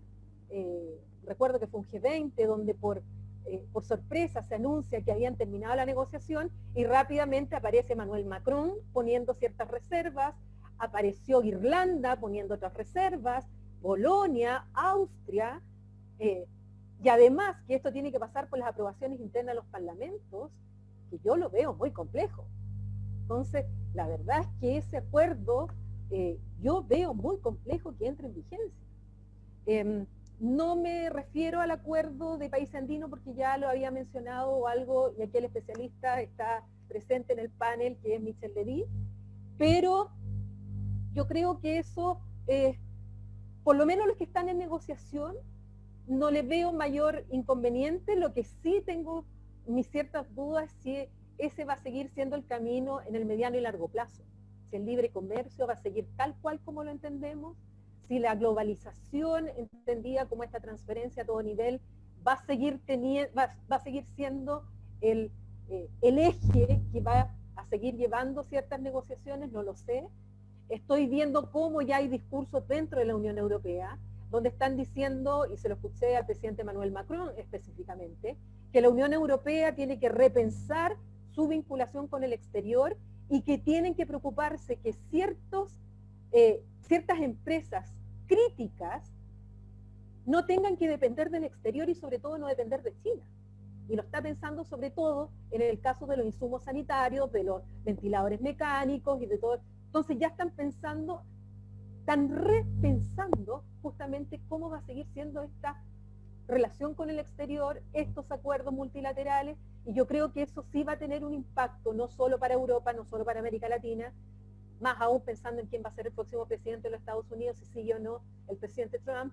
Yo creo que van a haber cambios importantes en esa visión de lo que es la vinculación con el exterior, en tipo sobre todo del ámbito comercial, en lo que son las cadenas de valor y otras. Va a haber una cierta... Nos dimos cuenta que somos vulnerables, y esa vulnerabilidad tal vez haga que se retroceda porque tengamos miedo de muchas cosas, y eso pudiera cambiar un poco el escenario también. Y sobre las mujeres, brevemente, ya lo he dicho, Antonio Guterres, secretario general de la ONU, uno de los grupos más vulnerables en esta pandemia somos justamente las mujeres sobre todo de los países más pobres, y aquellas que, muchas de ellas jefas de hogar, que mantienen solas sus casas, muchas de ellas con trabajo informal, sobre todo en países como en América Latina, que viven del día a día y que las cuarentenas las obligan a mantenerse en sus hogares con los hijos e hijas, y que además no en todos los países van a tener asistencia directa para que se queden en sus casas y poder mantenerse. Y ese es un gran problema para los países que tenemos estructuras mucho más débiles, somos mucho más pobres que países que, como los países europeos, le pueden inyectar directamente ayuda a las familias. Ni hablar de algunos informes que han aparecido respecto a las académicas, que en este tiempo menos académicas han presentado artículos para revistas, y hombres sí han presentado más artículos. Entonces, hay una dimensión de lo que a la mujer como grupo vulnerable nos afecta, que ya está siendo estudiada y ya se ha puesto en alerta, incluyendo por parte de las Naciones Unidas. Entonces, sí, en países vulnerables como los nuestros en América Latina es un gran tema lo que son las mujeres, y sobre todo en situación de pobreza o que son jefas de hogar. Es un problema porque si bien a todos la pandemia nos va a afectar, no nos va a afectar a todos por igual. Y esto va a aumentar brechas y desigualdad, lamentablemente. Eso. Gracias, Paulina. Muy interesante. Gianluca Gardini. Gracias, Michelle. Bueno, sobre el tema de las mujeres ya comentó Paulina. Sobre el tema de acuerdos comerciales específicos, Paulina y Millán ya mencionaron, y tenemos a Michelle que, claro, sabe mucho sobre el tema del acuerdo específico con los países andinos. El tema de los refugiados, considero que puede ser un opinado pontificar sobre el tema que no conozco de manera específica, y entonces declaro mi incompetencia sobre este tema. Sobre populismo, coincido con Paulina, tenemos que vigilar, porque el tema podría ir de un camino o de otro camino. La verdad, el periodo de graves crisis tienden a reforzar la posición de las administraciones al gobierno. Hasta el presidente Trump, que lo manejó y lo está manejando bastante mal, subió en las encuestas. Tiene más apoyo de lo que tenía antes. La verdad es que en Alemania se manejó bastante bien el tema, y entonces no solo Angela Merkel subió en las encuestas, sino todos los gobernadores de los estados alemanes. No importa el tipo de administración. Así que vigilamos, y él cuando menciona los varios mecanismos regionales que América Latina tiene. Y este es justamente el problema de América Latina, que los mecanismos sobran, es que no sirven. Este es el problema. Tienen potencial, pero no tienen realidad. Este es el problema. Y ahí, no sé, realmente no tengo mucha esperanza, porque reconozco, claro, hay un sistema andino, hay un capítulo de salud de la UNASUR, pero se tendría que otorgarle competencias, se tendría que activarlos, decía justamente Michelle. ¿Qué estamos esperando? Si no se activan ahora, ¿cuándo se van a activar mecanismos de salud? Este es el tema. Y mi última consideración para cerrar, permítame subrayar el rol de la educación a la salud, de la educación al cuidado personal, de la educación cívica, al cuidado de la cosa pública, del Estado. Porque lo que falta, en mi opinión, en esta crisis es la educación. Estamos viendo de forma muy clara que hay una crisis de educación. Nuestros sistemas educativos no son súper performantes. Y con esto quiero decir además que no es suficiente impulsar la educación técnica y científica, que crea y produce buenos técnicos. Para producir buenos ciudadanos, necesitamos un sistema de educación que incluya a las disciplinas técnicas y a las disciplinas humanísticas, que no son las que nos darán una solución al virus, pero son las que nos permiten pensar y replantear. Como decía Paulina, nos permiten repensar el todo, la organización nacional e internacional. Entonces, realmente mi llamada para concluir mi aporte a este evento y esta conversación es que por lo menos una parte de los recursos financieros y intelectuales se usen para fortalecer nuestros sistemas de educación. Gracias. Muchas gracias por los puntos, Gianluca. Millán. Sí, nada, brevemente, estoy de acuerdo en lo que han dicho mis colegas. Es cierto, en cuanto al ataque, ¿no?, de estos regímenes iliberales, pues, el otro día el alto representante de la política exterior lo dijo, pues sin caer en el proteccionismo, que obviamente la Unión Europea no va a caer ahí, va a seguir abanderando el libre comercio. Debemos protegernos, una cosa es protegernos y otra cosa es el proteccionismo, ¿no? Y por tanto, en la línea que ha señalado Paulina con las acciones que había anunciado Macron, pues efectivamente la Unión Europea, por ejemplo, ha establecido un régimen de vigilancia respecto a inversiones extranjeras directas dirigidas en un periodo como el actual, donde bueno, muchas empresas, su precio, la cotización en bolsa ha caído drásticamente, que pudieran empresas estratégicas, sectores estratégicos, caer en manos de capital inversor foráneo, ¿no?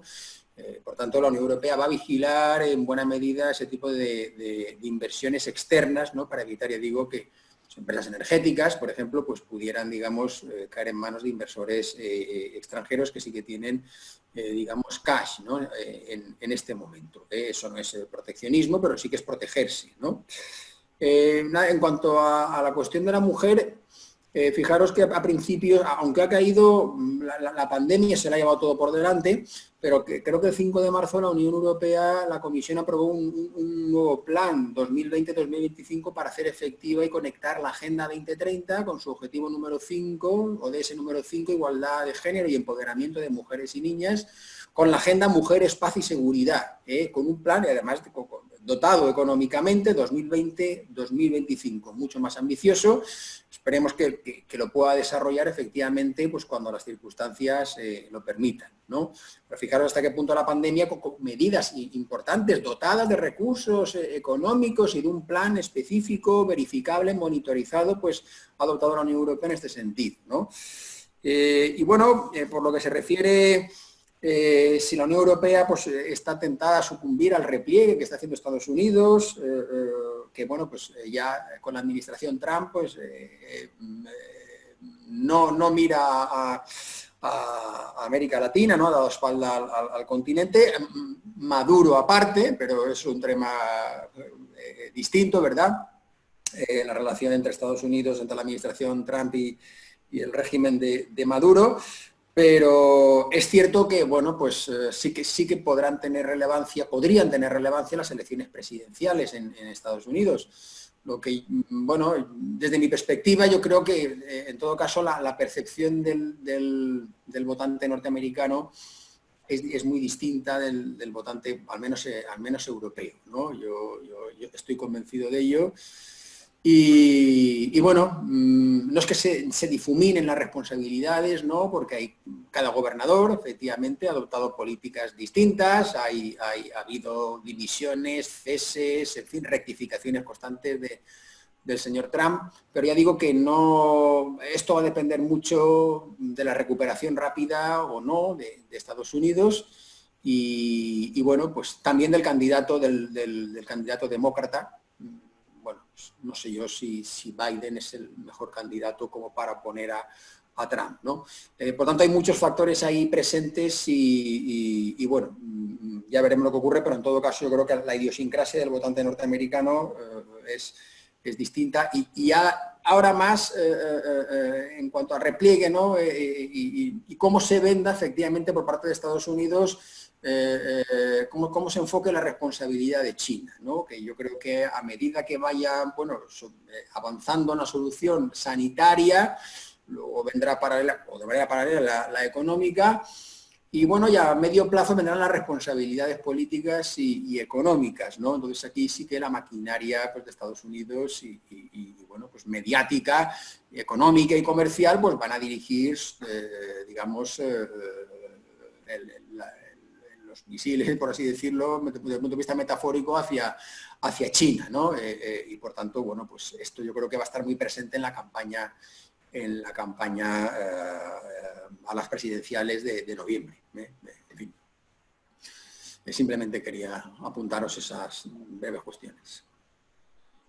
Muchas gracias a todos por su participación. Ya se nos ha hecho un poco tarde, ya llevamos un par de horas discutiendo y aquí en Quito ya es hora de almuerzo, así que creo que todo el mundo ya se quiere almorzar.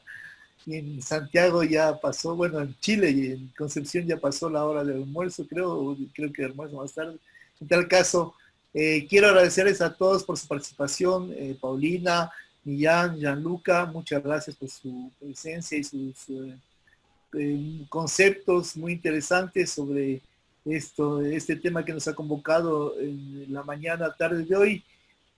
Seguimos adelante con nuevos temas, esperamos una cooperación y colaboración más fuerte en el marco de nuestro proyecto de investigación entre nosotros y con otros colegas a través de este medio que nos permite ahora vincularnos de forma directa en tiempo real y en diferentes regiones del mundo. Un saludo muy afectuoso para Chile, para España, para Alemania, Italia, Alemania, desde Ecuador. Estamos muy complacidos por el tema. Gracias también al Programa de Estudios Europeos de la Universidad de Concepción, a nuestro Centro Andino de Estudios Internacionales y al Programa de Estudios Europeos de la Universidad Andina Simón Bolívar de Ecuador, al apoyo que nos ha dado también en este tema nuestros colegas Cristina Salinas, Alejandra Cuenca, Iván Mullo de Universidad Andina para tener esta retransmisión lo más fiel posible y con la mayor fidelidad. Sin más, un gran abrazo a todos y seguimos en contacto para tratar nuevos temas que tengan que ver con esta relación birregional, la Unión Europea, América Latina, el Caribe, y con las relaciones también del Estado de la Unión Europea, a quien todos idolatramos. Gracias. Un abrazo. Muchas gracias. Un abrazo. Muchas gracias. Un abrazo. Hasta la próxima.